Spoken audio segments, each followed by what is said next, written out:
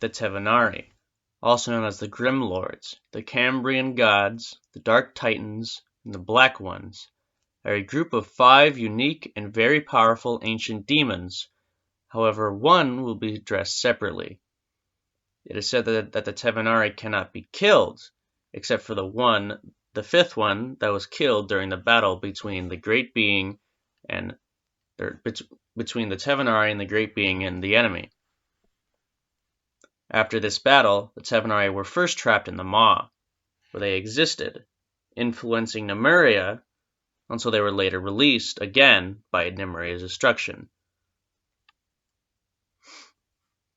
The Black Ones are outside of the cycle of all things due to being in the Maw, and entire armies of arcane warriors who are known for using the power of gods to quell dark forces have been said to be decimated by the power of just one weakened Grimlord.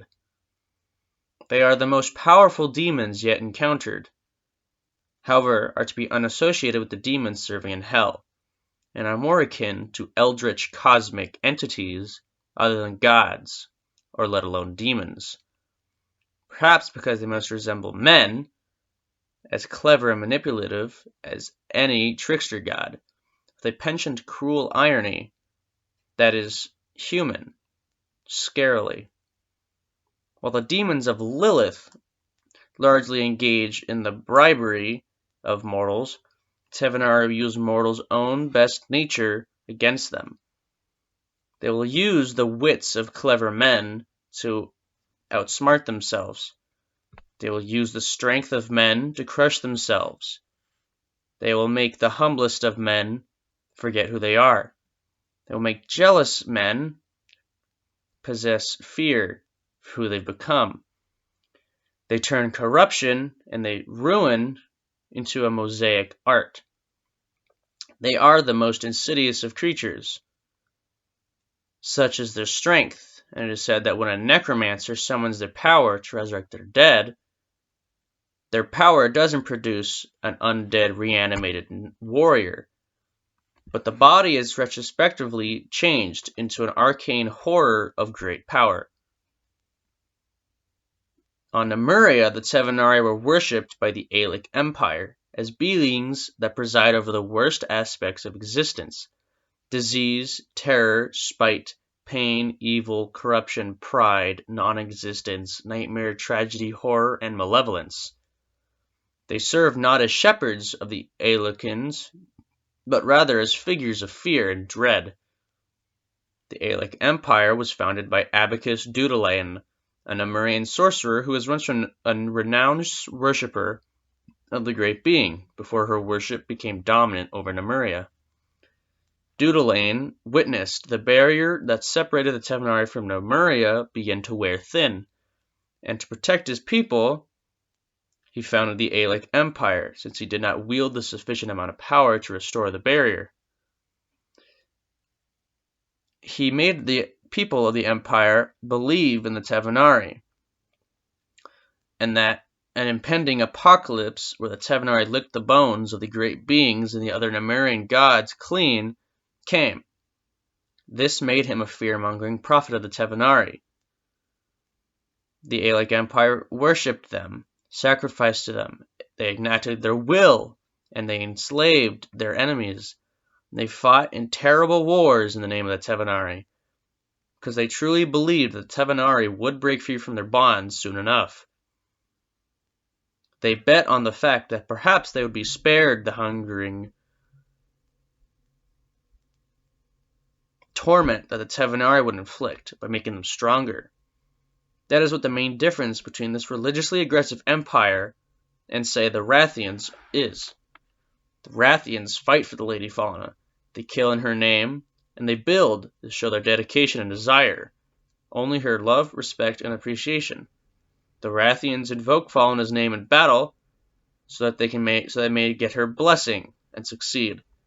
The Aelican Empire invokes the Tevanari in battle because they wish that it is not their souls who are consumed by the Tevanari when they die. Dudelain died like any mortal would, but the barrier never did break during Lemuria's life. It did, however, remain thin. The barrier broke when Lemuria was destroyed, and the Tevanari were free, where they went to the Cambrian Earth. The entities of chaos, hunger, and destruction wreaked havoc on the world, plummeting down from the great beyond. The Black Ones slammed into Earth's surface, where they dug themselves deep into it like roots. A miasma of chaos and confusion emanated from their massive eldritch bodies, and their shadows were said to black out even the sun. Their tendrils that dug through the earth wrapped around the earth's core and held its rotation in place, so that time stood still there. Eventually, flakes from their bodies began to fall off, which formed into the creatures of the Cambrian explosion. The Tevanari manipulated these species to create two races, the Kavari and the Galeth.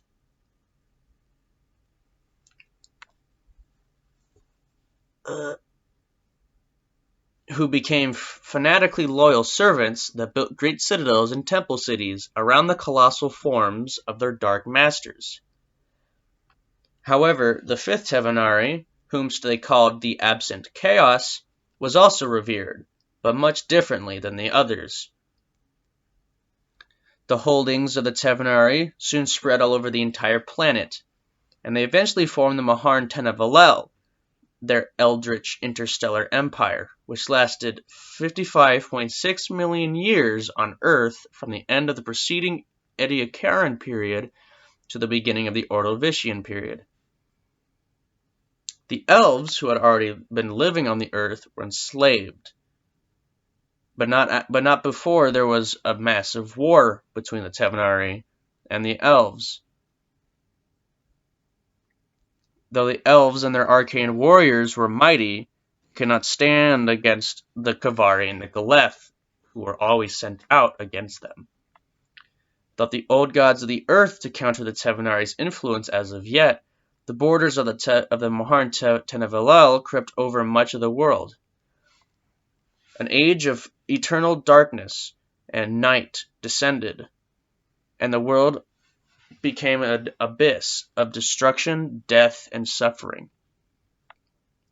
The elven gods, now been enslaved by the Tevanari, led their respective armies in an eternal conflict that ravaged the world to no end, fighting each other chaotically to amuse the dark gods.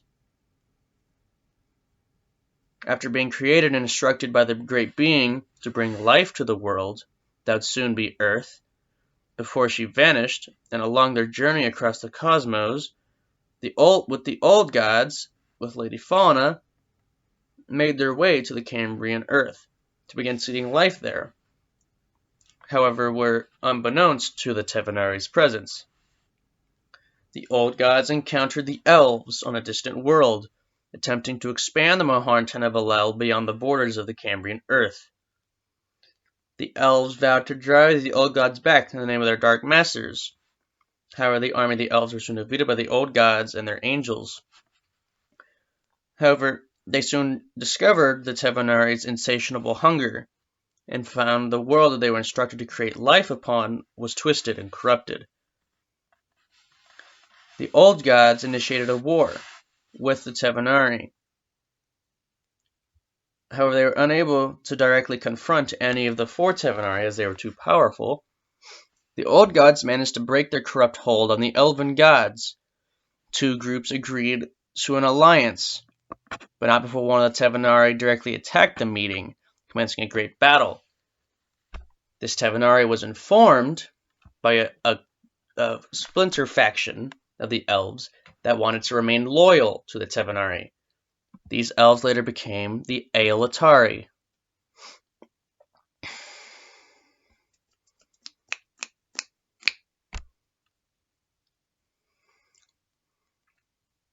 The old gods and the elven gods fought this attacking Tevanari together.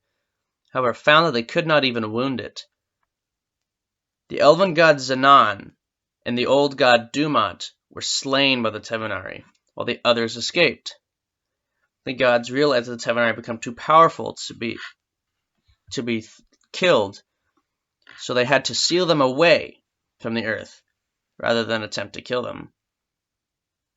The campaign was long and brutal, but eventually they succeeded in containing the Black Ones in the Maw, and most of the Maharten of Alel, while the parts of it that were out on distant space still existed.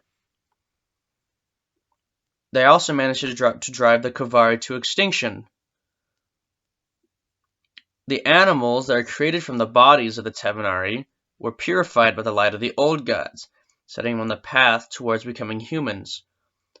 However, to make sure the Maw's barrier doesn't wear thin, the old gods bound their essences to it as long as they live. The Tevanari cannot access creation and will forever be trapped. The elven gods returned to Alfheim, where they later split into the light and dark gods. However, in the modern era of humanity, most of the old gods were killed by a time-traveling army of demons.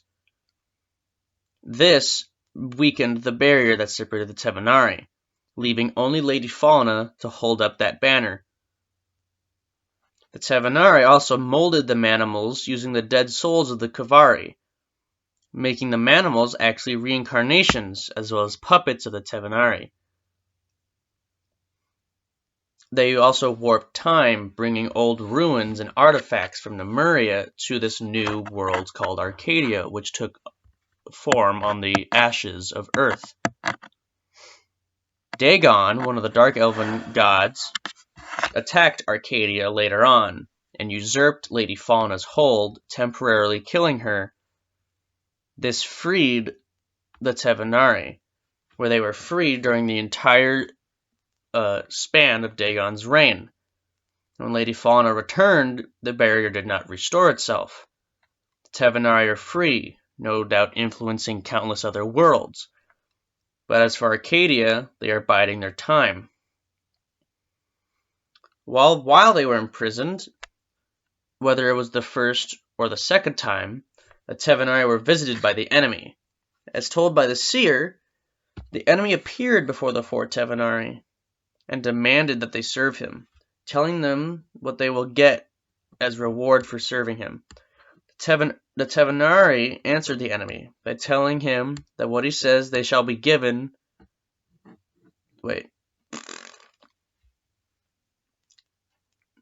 That what they say shall be given if they serve him, they will just take for themselves once freed. The Tevanari refused the enemy's temptations, and the two groups did battle.